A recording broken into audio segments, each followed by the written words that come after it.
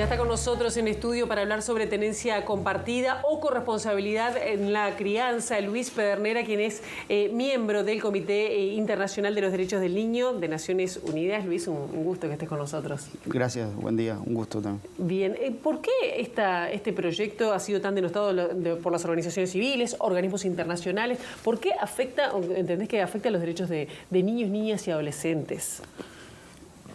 Bueno,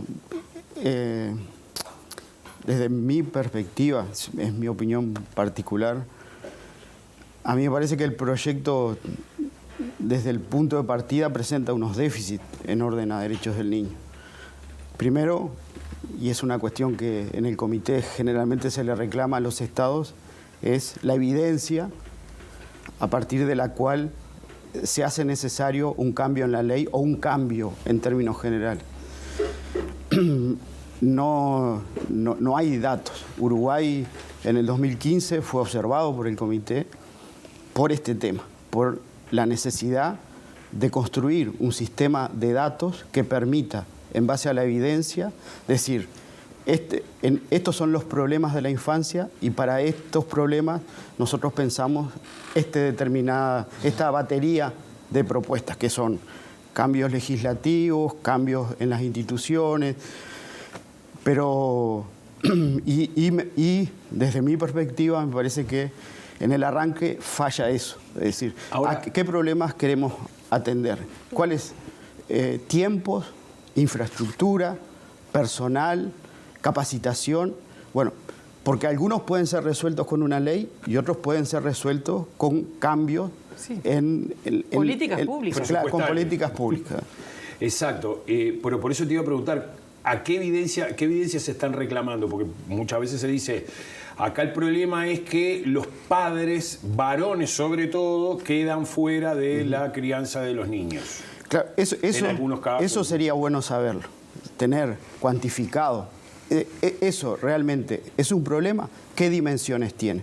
Ese es un buen punto de partida, pero para eso Uruguay necesita construir un sistema de datos como que se lo dijo el comité en el 2015, articulado entre todas las agencias. Uruguay tiene datos, es uno de los países en la región que construye datos, pero que son datos parciales, sesgados por agencia, es decir, no articulados. A mí siempre me gusta poner un ejemplo de cómo deberían funcionar el sistema de datos para construir política pública. Y es lo que hacen las impositivas con nuestra información. Bueno, deberíamos tener que educación, seguridad social, vivienda, salud, ¿no? Impositiva, crucen esos datos, el Instituto del Niño, el MIDES, se crucen los datos y eso permita construir una evidencia, la justicia. Y en base a esa evidencia decir, bueno, esto es un problema y para este problema yo veo que es necesario cambiar la ley o es necesario realizar ajustes. Porque quizás el problema es infraestructura o quizás el problema es formación de los operadores en esta materia. Claro, porque una de las cuestiones que decían era que había demoras, eso es la exposición de motivos de la ley, y para eso algunos de los cambios, aunque los defensores de oficio salieron diciendo que en realidad se resuelve con presupuesto, ¿no? Con respecto a, por ejemplo, estando acá mismo el presidente de INAU, Pablo Audala, dijo que apoya el proyecto, que en realidad genera más derechos y que no cambia la potestad del juez, pero en cuanto a la mirada, ¿no? Esa mirada adultocéntrica, es decir, se deja de ver a los niños, niñas y adolescentes como un sujeto de derecho en esta situación, es decir, les quitamos la voz para que ellos opinen con quién quieren vivir, con quién se sienten más. ¿Eso sería lo recomendable? Digo, en este proyecto que dicen que no es así. El proyecto recoge elementos de la convención, ¿no? Hay que decirlo. El interés superior. Unificado, el proyecto unificado. El interés superior, el derecho a ser escuchado de los niños, que son elementos importantes. Desde mi perspectiva, la lógica en la que se instalan esos conceptos es una lógica que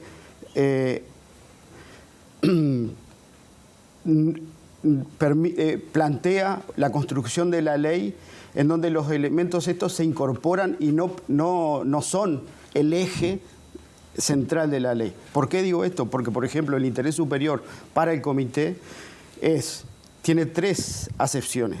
Es un derecho, es un criterio de interpretación, que es lo que dice el Código de la Niñez y la Adolescencia, pero además es una regla de procedimiento. Es decir, todas las agencias, cuando se trata un asunto de un niño, van a tener que ponderar los pros y los contras de esa solución y van a inclinarse hacia la solución más favorable. La otra cuestión, el derecho a ser escuchado. A mí me parece buenísimo que se incorpore. Es más, el proyecto tiene una cuestión buena y es la incorporación de la defensa, porque lo voy a comparar con el Código de la Niñez y la Adolescencia. El CNA habla de, en los procesos de participación se le pone un curador al niño. Siempre critiqué esa posición porque el curador sustituye la voluntad, no representa. El defensor representa, es un abogado que representa. Pero el proyecto de ley encorseta al defensor al decirle, usted tiene que tener tantas entrevistas, en una entrevista tiene que venir determinado progenitor, en la otra tiene que venir otro progenitor, y en realidad eso es una estrategia que tiene que definir el defensor con el niño, y no que la ley, y por eso me parece que estos conceptos van como en una especie de embudo, para ser gráfico, hacia la voluntad de los adultos, porque lo que se quiere es la tenencia compartida. Y ya claro, la Convención no es antifamilia. La Convención remarca el lugar de la familia como un lugar central para el niño. Lo dice en el preámbulo, lo dice en el artículo 5, lo dice en el 9 y en el 18. Pero un concepto de familia amplia, ¿no? La Convención es producto del acuerdo de 196 países, de configuraciones sociales, creencias muy diversas. Entonces la forma de familia de la que entiende la Convención es muy amplia. No es papá, mamá, constituidos legítimamente. No, es un concepto. Y dice, el derecho del niño es a crecer en un ambiente familiar. Y es obligación de los estados generar las condiciones para que pueda hacerlo. A mí me llama la atención del proyecto que, si bien nombra el artículo 18, se olvida del 5 y del 9, y particularmente del 9. ¿Por qué? Porque ahí es donde reside la cuestión central que el proyecto dice querer atender. ¿Qué dice el 9? El 9 dice que en caso de separación bajo reserva judicial, un juez puede tomar una decisión de con quién convive el niño. Y el 9 plantea 2 escenarios que son claritos para que se dan. Una es padres que viven en lugares diferentes. Obviamente hay que tomar una decisión con quién ese niño va a permanecer la mayor parte del tiempo si los padres viven en ciudades distintas, si viven en países distintos. Y la otra es la separación por motivos de descuido y abuso. Y a mí me parece, lo dije en algún momento, preocupante de que las cuestiones que tienen que ver con la violencia no aparezcan claramente enunciadas y nombradas en el proyecto, porque eso es el kit de la protección de los niños. Y son los escenarios que la Convención plantea que debemos tener cuidado y que son los que habilitan una separación del niño. Entonces, en ese orden, esas preocupaciones a mí me parecen importantes que se vean, que se visualicen. UNICEF, en la carta que tomó Estado Público, plantea palabras más, palabras menos, que su preocupación es sobre el énfasis en la protección. ¿Qué quiere decir esto? Son estas situaciones, ¿no? Se debería plantear en el proyecto que hay situaciones que requieren una mirada especial por la condición de niño y que tienen que ver con esto, maltrato, descuido o las situaciones de violencia, que en el artículo 9 de la Convención aparecen planteadas con mucha claridad. Luis, hay muchos casos, algunos casos por lo menos, de denuncia de violencia, de abuso por parte de uno de los progenitores al otro, de un padre al otro. No importa en este caso si es hombre, es la madre o el padre. En esos casos, lo que también se dice, por lo menos se ha dicho por parte de algunos propulsores de este proyecto de ley, es que con la simple denuncia ya se le quitan derechos al otro padre, digamos, ¿no? Hoy, en definitiva, quien resuelve ese tipo de cosas es el juez. Y en el proyecto lo que aparentemente no, sin aparentemente, lo que se está proponiendo es que sea tabla rasa para todos. Que a pesar de que haya una denuncia, los padres sigan teniendo la tenencia compartida. ¿Cómo se puede hacer para que incluso, porque puede pasar, que haya falsas denuncias? ¿Cómo se puede hacer para dejarlo en manos del juez, que el juez sea el que defina? Porque esto hay que hacerlo rápido, esta cuestión de la tenencia cuando los padres se separan, no tenemos meses para resolverlo. Sí, el 9 dice, bajo reserva judicial se va a tomar una decisión sobre eso. Y ahí vamos al punto de partida, es decir, no tenemos evidencia que nos diga esto. Y si esa es la evidencia, bueno, lo que tenemos que ver es que hay que dotar al sistema de justicia de mejores instrumentos para, por ejemplo, acortar los plazos, para poder detectar estas cuestiones con mayor certeza, ¿no? Y de manera rápida. Pero es lo que no sabemos. Entonces, por eso empiezo diciendo, la evidencia es central. Es clave, sí. La evidencia es la que nos permite, los países que construyen políticas serias, lo primero que hacen es ir a la evidencia. Entonces, ese me parece que es un punto no menor. Lo otro es lo presupuestal. Que esto es una cuestión que el comité le reitera a los estados. ¿Qué costo tiene implementar una ley de estas características? Porque si bien a la defensa al niño se le otorga el abogado, no se plantea nada en términos presupuestales. ¿Qué implica eso? Yo escuché a la Asociación de Defensores decir que esto recarga de trabajo y no hay planteado un aumento presupuestal para esto. Pero además, el tomar la palabra del niño en un proceso judicial requiere de generar condiciones. El niño no es un adulto, es un niño. Y no lo podemos someter a los procesos, a los rituales de los adultos. Hay que generar condiciones para que el niño pueda expresar su opinión.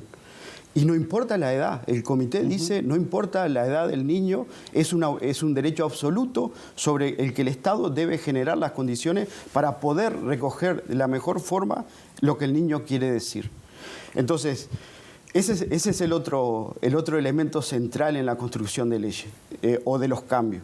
La evidencia, y lo otro es el presupuesto. ¿Qué presupuesto tenemos o qué implica esta ley en términos presupuestales para hacer efectivos los derechos del niño?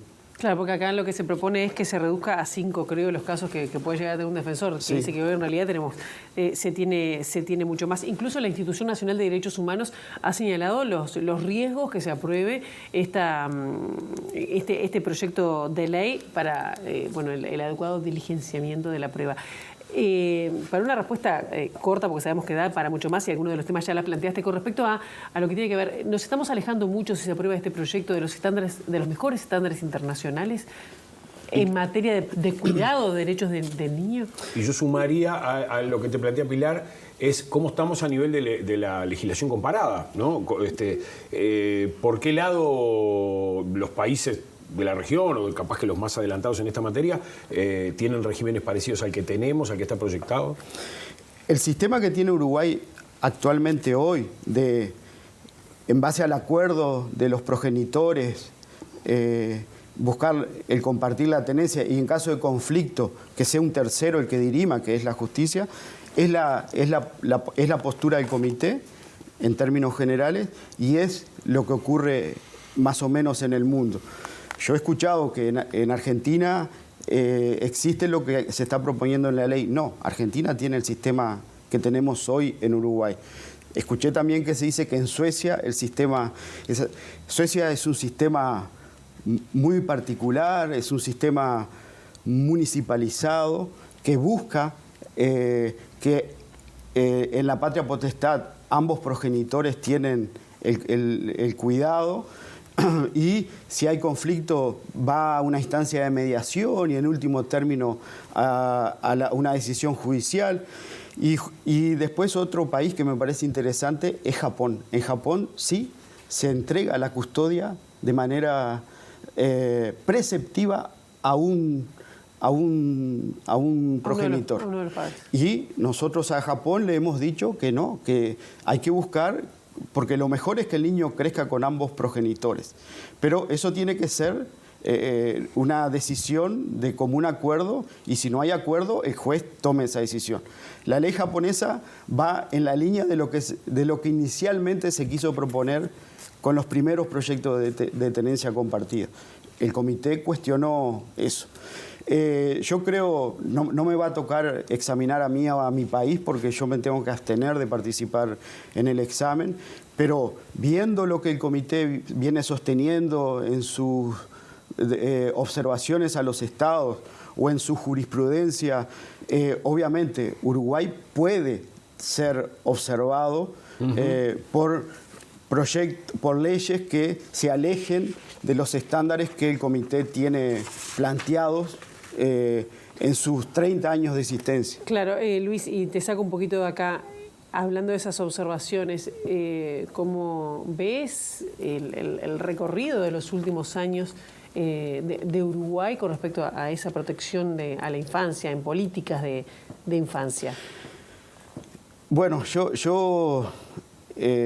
creo que tenemos que hacer un esfuerzo para que los niños, para proteger a los niños y que los niños sean portadores de su derecho con mucho más fuerza. ¿Se han perdido derechos? Creo que Uruguay tiene esa potencialidad. Mirándolo, tomando como referencia el año 2004, que es el año en que se aprueba el Código de la Niñez y la Adolescencia, era un código que, desde mi perspectiva, no era la panacea de la reforma legislativa, pero 70 años después del Código del Niño del 34, era un cambio. Yo en el 2004 albergaba la esperanza de que los aspectos deficitarios que tiene el CNA podían ser corregidos en el transcurso del tiempo. Lo que observo es que lejos de corregir esos aspectos, el CNA se ha ido deshilachando. Yo pensaba, el día que se aprobó el CNA, estaba el juez Ricardo Pérez Manrique, Jacinta Valvela y algunos más estábamos ahí. Éramos poquitos en el Parlamento en septiembre del 2004. Y yo pensaba en Jacinta Valvela, que fue la presidenta de la comisión. Qué tristeza de ver que ese código que llevó 10 años de discusión, hoy se esté deshilachando en las cosas buenas que tenía. Por ejemplo, pone 2 ejemplos, ¿no? Porque está bueno para la gente que... Bueno, en materia de responsabilidad penal juvenil, que no es el tema, es lo más evidente. El CNA ha perdido lo bueno que tenía en términos procesales y en un estándar del comité que es clarito y de la convención, y es que la privación de libertad tiene que ser excepcional y por el menor tiempo posible. Lo que ha hecho Uruguay es ir aumentando el tiempo de privación de libertad. Eso es una observación de cabeza del comité a cualquier Estado. ¿Por qué? Porque la convención dice la privación de libertad debe ser excepcional y por el menor tiempo posible, porque estamos tratando con personas menores de 18 años que se encuentran en desarrollo, que hay un montón de evidencia que dice la neurociencia, el desarrollo, la pediatría, que es importante tomar en cuenta para estas cuestiones. Entonces, pero yo creo que Uruguay está en una condición, viendo lo que pasa en otros países, inmejorable para que los niños puedan ver fortalecidos sus derechos. Luis Pedernera, integrante del Comité de los Derechos del Niño de las Naciones Unidas, muchísimas gracias. Muchísimas gracias por estos minutos, muchísimas gracias por ayudarnos a ponerle mucho pienso, ¿no? Y entender bien este tema que es tan delicado, porque tampoco podemos pensar que los que están llevando adelante esta ley es porque están llenos de maldad y no quieren a los niños. Simplemente es que son puntos de vista evidentemente distintos, diferentes, pero que nunca nos olvidemos de que en esto siempre los niños y los adolescentes tienen que ser el centro de las preocupaciones. Sí, así. Muchísimas gracias. No, gracias a usted. ¿Nos vamos a las calles? Nos vamos a